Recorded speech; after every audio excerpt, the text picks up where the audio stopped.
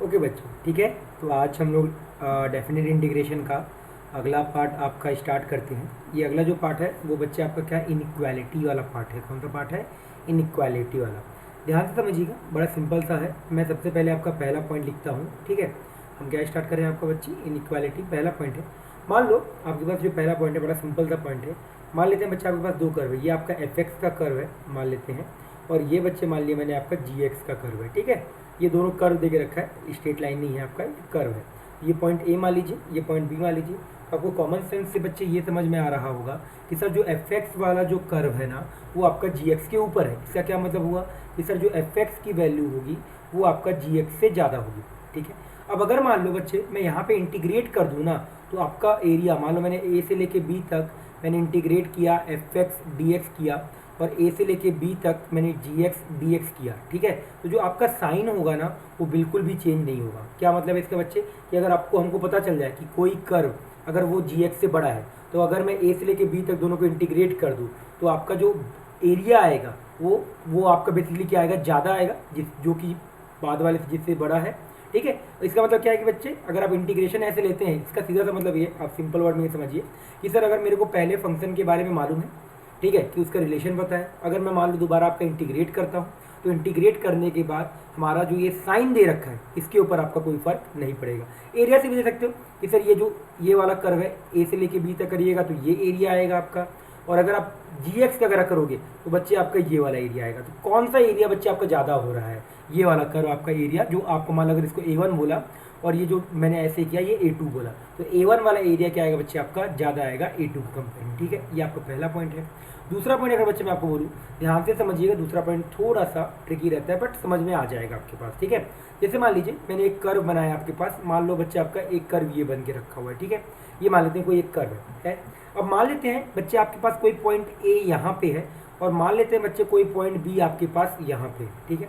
अब जैसे थोड़ा सा, हाँ ठीक है, बी पॉइंट आपका यहाँ, ये मान लेते हैं बच्चे आपका ये मैक्सिमम वैल्यू है, मैक्सिमम वैल्यू कैपिटल एम है, और मैंने ये मान लिया बच्चे आपका ये मिनिमम वैल्यू स्मॉल एम है। ये कोई बच्चे y बराबर एफ एक्स का आपको कर्व देख रखा है, और ये जो एफ एक्स है ना ये मोनोटोनिक कर्व है। क्या बच्चे आपका? मोनोटोनिक कर्व है, मतलब इंक्रीज डिक्रीज दोनों कर रहा है आप लोगों का, ठीक है। अब ध्यान से देखिएगा, ये पॉइंट ए हो गया, ये पॉइंट बी हो गया। अगर आप यहाँ पे एक रेक्टेंगल फॉर्म करें, जैसे यहाँ पे अगर ए वाला, ये मैंने इसको पूरा आपका एक्सटेंड किया, इधर भी एक्सटेंड करो, इधर भी एक्सटेंड करो, तो ध्यान से देखिएगा आपको ये समझ आएगा कि sir integration F x D x करिए ए से लेके बी के बीच में, तो आपके पास ये पूरा जो आपका जो एरिया आएगा, ये पूरा एरिया आएगा। मैं एक बार ना इसको येलो कलर से ये करता हूँ, ये पूरा एरिया आएगा।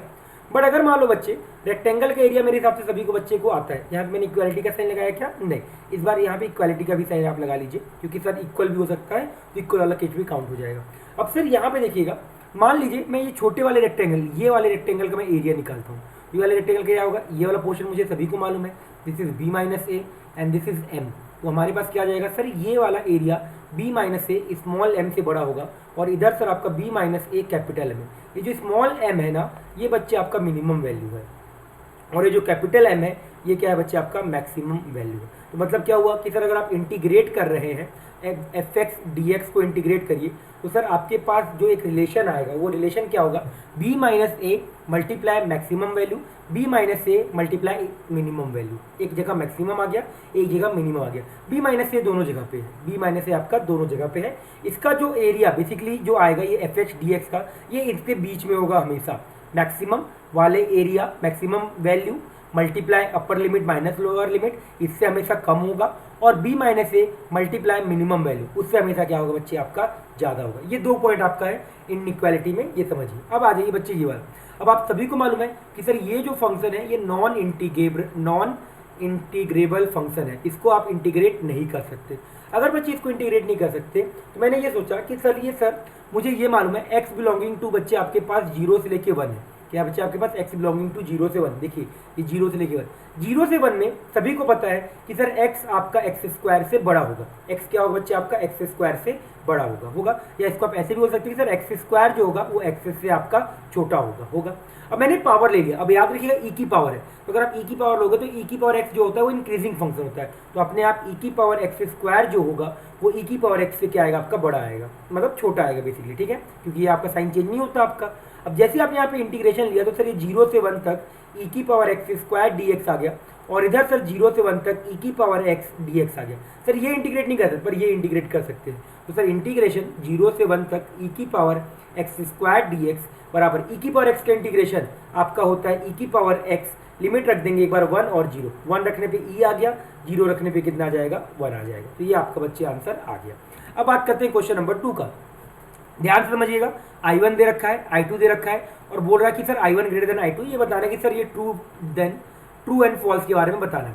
अब ध्यान दीजिए अगेन, x बिलोंगिंग टू क्या है सर आपके पास 0 से 1 है। अगर x बिलोंगिंग टू 0 से 1 है तो सभी बच्चे को ये पता है कि सर एक्स स्क्वायर प्लस 1 जो होगा वो एक्स स्क्वायर से आपका बड़ा आएगा। सर कैसे आया, एक्स स्क्वायर प्लस 1 और ये सर रूट करके लिखिए, वो एक्स स्क्वायर लिखा रहेगा। अब जैसे ही आया सर यहाँ पे मैंने क्या किया, इसका रेसिप्रोकल किया। रेसिप्रोकल करते ही आपको ये समझ में आ जाएगा सर साइन चेंज हो गया। फिर सर रूट ले लीजिए, जैसे आपने रूट लिया तो सर आपके पास ये आ जाएगा और ये वाली क्वांटिटी सर आपके पास एक्स। एक्चुअल में सर यहाँ पे मॉड लिखना चाहिए था पर एक्स की वैल्यू 0 से 1 के बीच दी रखी। अब आपने यहाँ पे इंटीग्रेशन लिया तो सर 0 से 1 तक आपका 1/रूट के अंदर X square plus 1 D X आ गया। सर ये आ गया आपके पास सर 0 से 1 तक 1/x dx। This is our I1 and this is our I2। तो अपने आप I2 I1 से बड़ा आ रहा है, इसका मतलब ये जो स्टेटमेंट था ये क्या हो गया बच्चे आपका फॉल्स हो गया। मेरे हिसाब से क्वेश्चन अच्छे से क्लियर हो गया होगा, बड़ा सिंपल सा क्वेश्चन था। अब ये वाला क्वेश्चन, अब देखिएगा बच्चे यहाँ पे ना आपका 3 टर्म रिलेट कर रहा है, कितने टर्म, सॉरी 4 टर्म रिलेट कर रहा है। एक बार सोचिए किस तरीके से रिलेट करेंगे।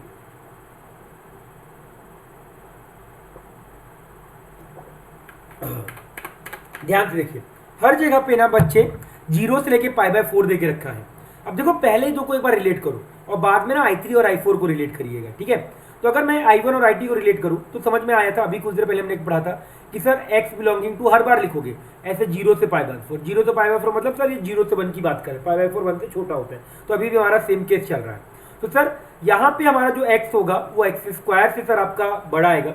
अगर आप यहाँ पे पावर ऐसे कर लो, ई की पावर एक्स जो आएगा वो ई की पावर एक्स स्क्वायर से बड़ा आएगा। इंटीग्रेशन ले लो तो सर 0 से लेके π/4 में आपके पास ई की पावर एक्स जो आएगा वो आपसे बड़ा आएगा। 0 से लेके π/4 में ई की power x square D x से आपका क्या आएगा सर आपके पास बड़ा आएगा। क्लियर है। अब देखो सर ये वाला आपका क्या हो गया I1, ये क्या हो गया I2, जिसका मतलब क्या आ गया I1 is greater than I2। मुझे सर एक रिलेशन तो आप लोगों का मिल गया। अब आप बात करते हैं सर I3 और I4 को रिलेट करते हैं। Sir x belonging to again 0 से π/4 है। 0 से π/4 में सारे बच्चे को मालूम है कि सर cos x की जो वैल्यू होती है वो sin x से बड़ी होती है।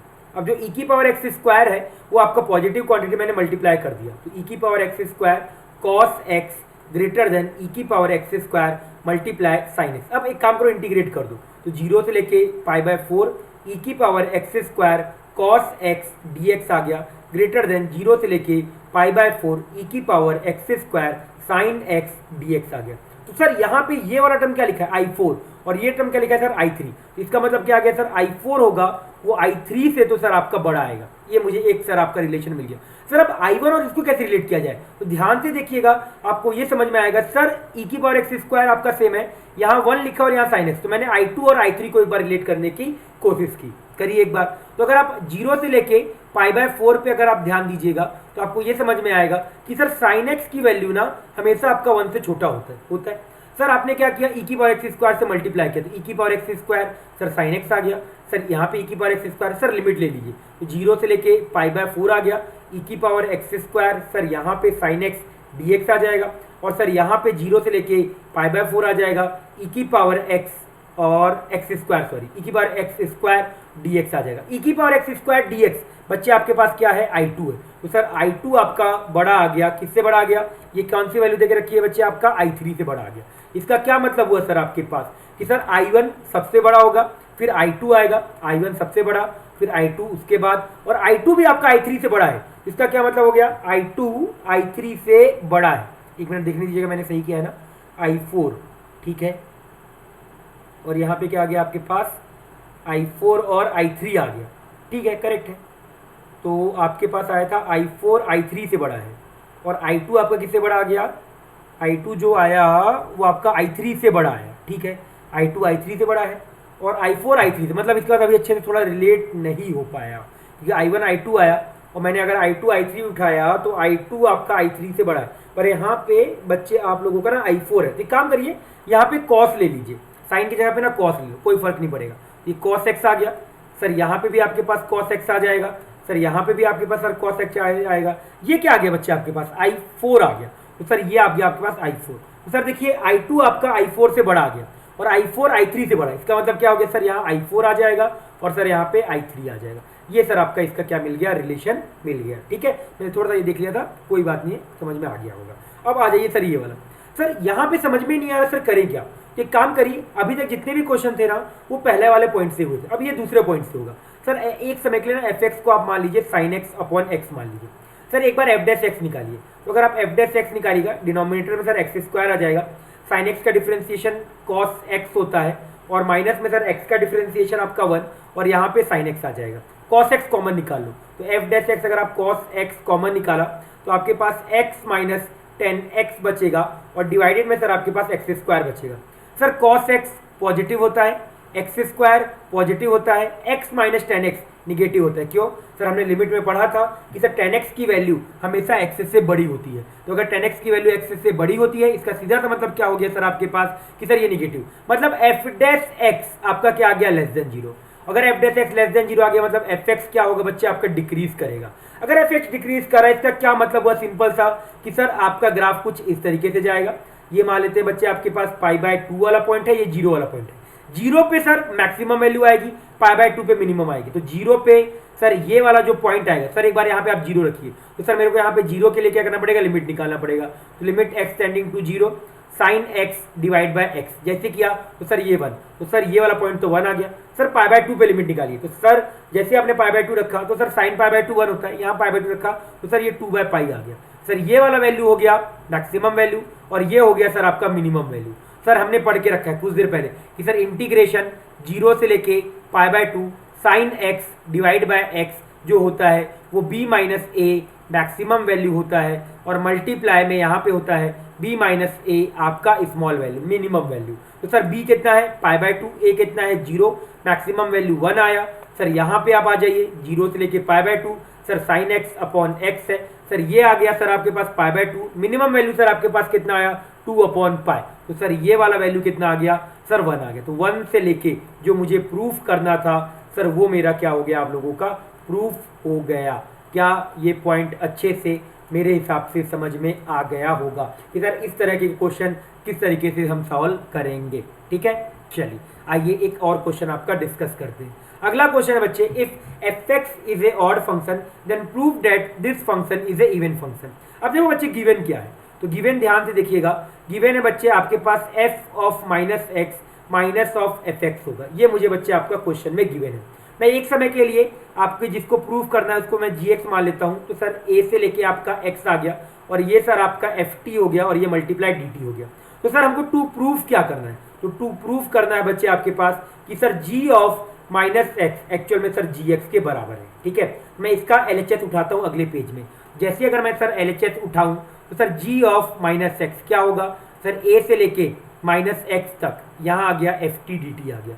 सर मुझे लाना क्या है, a से x तक, तो मैंने इसको ब्रेक कर दिया। सर a से लेके x तक आ गया, सर ये आ गया सर आपके पास ft dt आ गया। सर यहाँ पे आ गया x से लेके माइनस x तक आ गया ft dt आ गया। सर यहाँ प्रॉपर्टी लगा दी सर आपने माइनस a से a की वाली, तो सर ये x अपॉन ये आ गया सर लिमिट x से लेके a तक, ये आ गया सर आपके पास ft dt आ गया। सर यहाँ पे जैसे आप करिएगा तो सर 0 से लेके x तक होगा, ये हो जाएगा sir ft plus f of minus T D T आ जाएगा। अभी कुछ देर पहले पढ़ा कि सर एफ टी आपका ये ऑड फंक्शन है, तो मतलब माइनस बाहर आ जाता है, इसका मतलब सर ये वाली क्वांटिटी माइनस एफ टी के बराबर, तो सर ये और ये कट गया तो ये 0 आ गया। और सर ये वाली जो क्वांटिटी है सर ये जी एक्स है, तो sir G of minus X किसके बराबर आ गया सर, जी एक्स के बराबर आ गया। तो सर ये वाला क्वेश्चन भी अब ये सर क्या आ गया आपका, इवन फंक्शन आ गया। समझ में मेरे हिसाब से ये क्वेश्चन आपको अच्छे से आ गया होगा कि किस तरीके से सर आपको बताया गया। ठीक है, तो फिर आज का हम लोग यहीं पे एंड करते हैं। नेक्स्ट लेक्चर में इसके आगे का टॉपिक क्या करेंगे हम लोग पढ़ेंगे। ठीक है, तब तक के लिए बाय बाय, होमवर्क वगैरह करते रहिए।